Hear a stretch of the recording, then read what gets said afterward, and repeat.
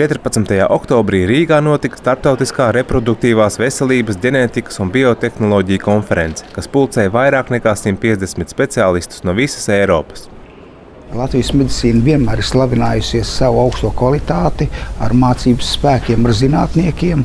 Un šīs jaunās metodes, kuras realizēt ir gatavi Latvijas mediķi, ir ļoti inovatīvas. Un personalizētā medicīna risina brīnumu problēmas tiešā nozīmē. Šogad mediķu un zinātnieku uzmanības centrā šūnu terapijas izmantošana dažādu slimību ārstēšanā. Cilmšūnas terapijas dod iespēju ārstēt katru cilvēku individuāli. Un, kā mēs redzam, palīdz vairāk mūsu pacientiem izārstēties un būt veselam.